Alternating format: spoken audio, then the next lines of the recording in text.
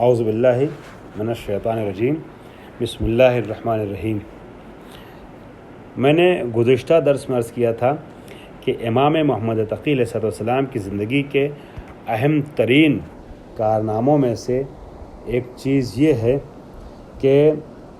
امام جو ہیں وہ اپنے علمی کارناموں کی وجہ سے 25 سال کی عمر میں ایک بادشاہ میدان علم کے طور پر ظاہر ہوئے اور بڑے بڑے مناظرے ہوئے، بڑے بڑے واقعات سامنے آئے، اور ان مناظرات میں سب سے اہم مناظرہ جو ہے وہ یحییٰ ابن اقسم کے ساتھ پیش آتا ہے، لیکن مناظرے کا ایک پس منظر ہے، اور یہ مناظرہ امام کے 8-9 سال کی عمر سے شروع ہو جاتا ہے، آپ کے بچپنے سے شروع ہو جاتا ہے، ٹھیک ہے،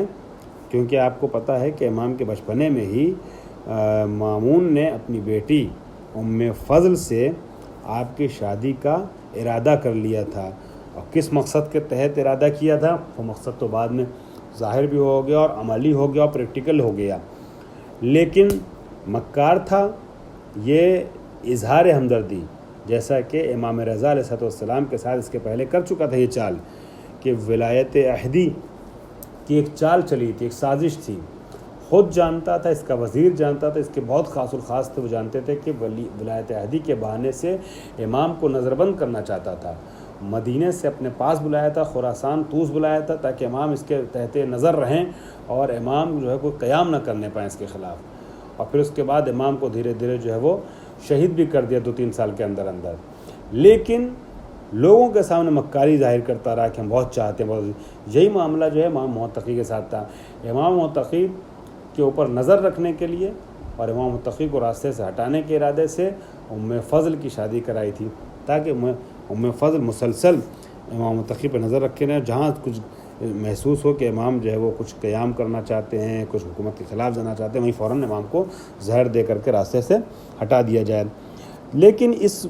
چیز کو اور اس ارادے کو برملا نہیں کر سکتا تھا، کیونکہ دوسری جانب جو علویوں کی بہت بڑی تعداد تھی، یعنی اہل بیت کے چاہنے والوں کی، اس تعداد کا بھی ظاہری اعتبار سے ساتھ چاہتا تھا، اور ان کے ساتھ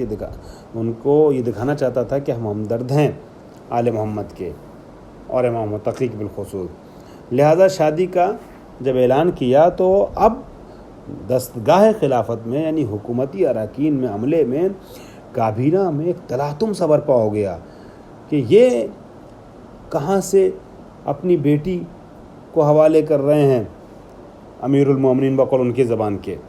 ان کے زبان میں، کہ یہ کہاں سے امیر المومنین اپنی بیٹی ان کے حوالے کر رہے ہیں، اور پھر انہوں نے اعتراض کرنا شروع کیا کہ بڑی مشکلوں سے تو خلافت ہمارے خاندان میں آئی تھی، اور ہم نے بڑی مشکل سے تو ابھی علی رضا سے جو ہے وہ چھٹکارا پایا تھا، اور اب دوسری مصیبت تم اپنے سر پال رہے ہو۔ ان لوگوں کے جملے جو شیخ مفید نے لکھے ہیں وہ یہ ہیں: فقالوا له ننشدک اللہ یا امیر المومنین ان تقیم علی هذا الامر الذي قد عزمت علیہ، ہم آپ کو آگاہ کر رہے ہیں اے امیر مومنین، اے خلیفہ، کہ آپ اس کام کو انجام نہ دیجئے جس کا آپ نے ارادہ کیا ہوا ہے، من تزویج ابن الرضا، فرزند رضا امام محمد تقی سے جو آپ شادی کرانا چاہتے ہیں اپنی بیٹے کی، اس کو ترک کر دیجئے، چھوڑ دیجئے، اس ارادے کو ترک کر دیجئے، فَإِنَّا نَخَافُ أَن يَخْرُجَ بِهِ عَنَّا أَمْرٌ قَدْ مَلَّكْنَاهُ اللَّهُ وَيَنزَعَ مِنَّا، ٹھیک ہے، عِزٌ قَدْ البسناہ اللہ، کہ کہیں ایسا نہ ہو کہ اس شادی اور اس عقد کے نتیجے میں ہمیں ڈر ہے کہ جس امر خلافت کا مالک اللہ نے ہم کو بنا دیا، ان کے اعتبار سے اللہ نے بنایا، اللہ نے ہمیں بنا دیا، اور جو عزت کا لباس ہمیں پہنایا اللہ نے وہ ہم سے دور ہو جائے۔ وَقَدْ عَرَفْتَ مَا بَيْنَنَا وَبَيْنَ هَؤُلَاءِ الْقَوْمِ، اور آپ جانتے ہیں کہ ہمارے اور اس قوم کے درمیان کیا چل رہا ہے، مطلب علی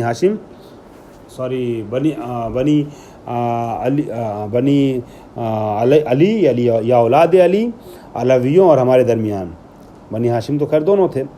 لیکن عباس بن عبد المطلب کی نسل الگ تھی، رسول خدا اور حضرت علی کی نسل الگ تھی،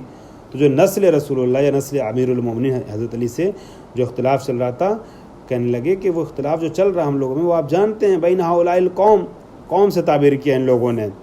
خاندان علوی کو، قدیماً و حدیثاً، جو پہلے سے چلا آ رہا ہے، جو نیا اختلاف ہے ہمارے ان کے درمیان، وما کان علیہ الخلفاء الراشدون، اور وہ چیز آپ جانتے ہیں کہ اس کے پہلے ہماری خلافت سے پہلے خلفاء راشدین بھی ان کے سلسلے میں جو ہے وہ دوسرا نظریہ رکھتے تھے قبلک، آپ سے پہلے، من تبعیدہم والتصغیر بہم،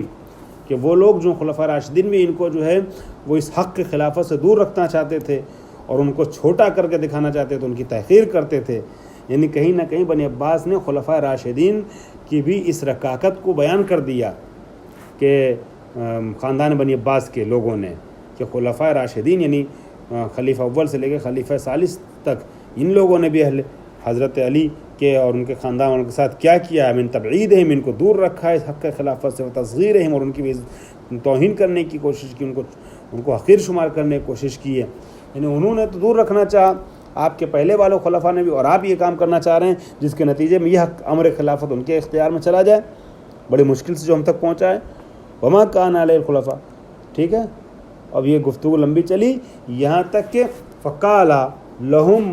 المأمون، یہاں تک کہ ان لوگوں سے مامون نے کہا کہ اما ما بینکم و بین آل ابی طالب فانتم السبب فیہ. اب چاہے مکاری میں جس طریقے سے، مگر مامون نے عجیب جملے کہے کہ جو تم میں اور آل ابی طالب میں اختلاف چل رہا ہے، ٹھیک ہے، اس کا سبب تم خود ہو. ولو انصفتم القوم لکان اولا بکم، اگر تم انصاف کرتے نا تو یہ قوم آل ابو طالب جو ہے تم سے اولا ہے اس حکومت کے لیے، اس خلافت کے لیے. وَأَمَّا مَا كَانَ يَفْعَلُهُ مَنْ كَانَ قَبْلِي بِهِمْ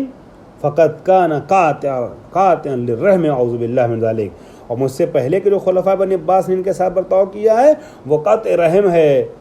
جس سے اللہ کی پناہ مانگتا ہوں. یعنی بہت برا کام کیا ہے ان کے، یہ چونکہ خاندان کے ہیں نا بنی عباس، تو قطع رحم کیا ان کے ساتھ، برا برتاؤ کیا ان لوگوں نے. مامون نے لمبی چوڑی تقریر کی ہے ان کو اس وقت ساکت کرنے کے لیے. فقالو، ان لوگوں نے پھر پلٹ کر کیا کہا جب وہ اپنی دلیلیں دے چکا، ٹھیک ہے، کہ ان ھذا سبی، جب یہ دلیلیں دے چکا کہ نہیں یہ اہل علم ہیں اور ایسے ہیں اور ویسے، اور تم لوگوں نے جو کیا ہے وہ صحیح نہیں کیا ہے، اور یہ خاندان میں دشمنی اچھی بات نہیں ہوتی ہے، تمام چیزیں.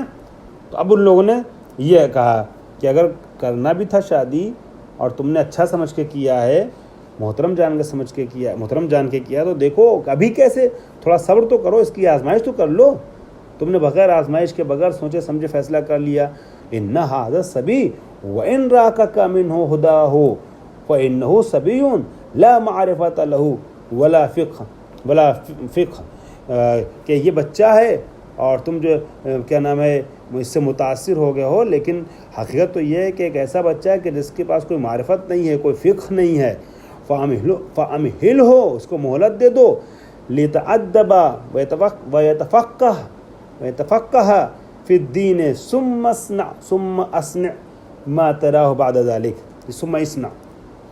کہ اس کو مہلت دو، تھوڑا سا ادب سیکھ لے، ادب اسلامی اور فقاہت وغیرہ، پھر اس کے بعد فقاہت پھر دین آ جائے، یعنی دین کا شعور آ جائے، پھر تم جو چاہو اس کے ساتھ کرو.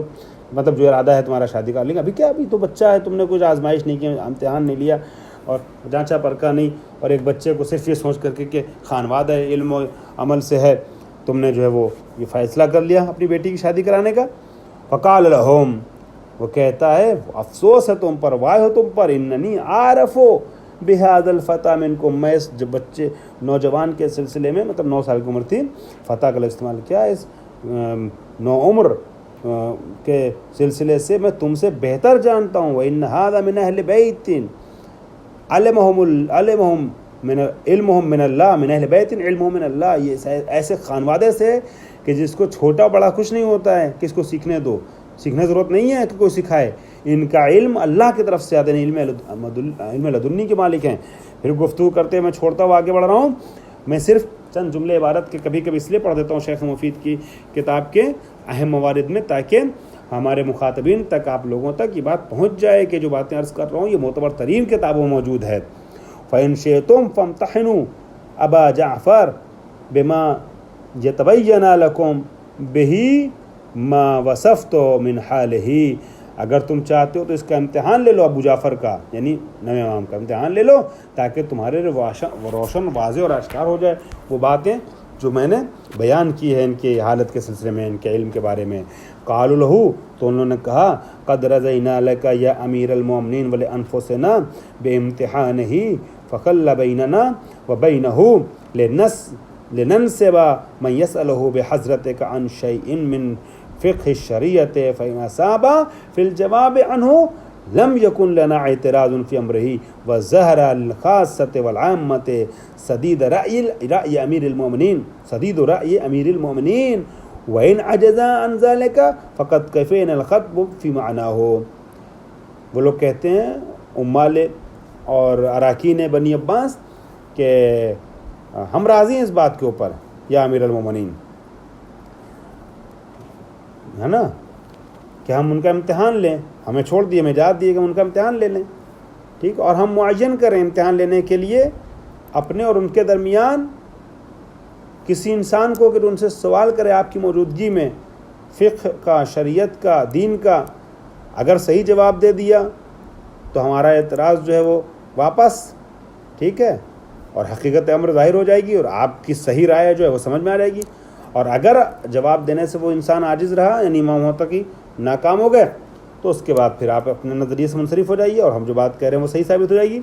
فقال لهم المامون، مامون نے کہا شأنو کا ودا کا متارا، تم جو تم چاہو کر سکتے ہو۔ فخرجوا من عنده واجمع رأيهم على مسألة یحییٰ بن اقسام، وہ لوگ وہاں سے نکلے اور ان سب نے اتفاق کیا کہ ہم میں سب سے بڑا ملا جو ہے وہ یحییٰ بن اقسم ہے، وہو یومئذ قاضی القضاۃ، وہ قاضی قضات تھا اس زمانے میں، چیف جسٹس تھا، قاضی اس کو بناتے تھے جو پڑھا لکھا ہوتا تھا، فقہی اعتبار سے بہت مہارت رکھتا تھا، اس کو قاضی بناتے تھے۔ الا یسألہ مسألۃ لا یعرف الجواب فیہا، ٹھیک ہے، ایسا سوال کرے کہ امام اس کا جواب نہ جانتے ہوں۔ وعدوہ باموال نفیسۃ علی ذلک، اور ان لوگوں نے قیمتی جوائز دینے کا اور ہدیے دینے کا، انعامات دینے کا بھی وعدہ کیا کہ اگر تم ایسا سوال کر دو کہ ابو جعفر لاجواب ہو جائیں تو ہم قیمتی ہدیہ تمہیں دیں گے۔ وعادوا الی المامون فسألوہ، وہ لوگ پھر مامون کے پاس پلٹے اور سوال کیا کہ یختار لہم یوما للاجتماع فاجابہم الی ذلک، کہ کسی ایک دن کو معین کریں تاکہ یہ سوال جواب کی نشست شروع ہو، ٹھیک ہے۔ واجتمعوا اليوم الذي اتفقوا علیہ، اس دن وہ لوگ جمع ہو گئے کہ جس دن کے اوپر ان لوگوں کا اتفاق تھا۔ معہم یحییٰ بن اقسم، ٹھیک ہے، ان کے ساتھ یحییٰ ابن اقسم تھا۔ امر المأمون ان یفرش لابی جعفر الی آخرہ، اب یہ امر نے حکم دیا، مامون نے امر دیا، حکم دیا کہ امام بیٹھے ہیں اس کے پاس بغل میں اور پھر اس کے سامنے مامون بیٹھا تھا، اس طریقے سے سامنے یحییٰ ابن اقسم بیٹھا تھا، مامون کی موجودگی میں، مامون کے حضور میں، دربار میں یحییٰ ابن اقسم سے ایک تاریخی مناظرہ شروع ہوتا ہے جس کو اگلے درس میں بیان کرتا ہوں۔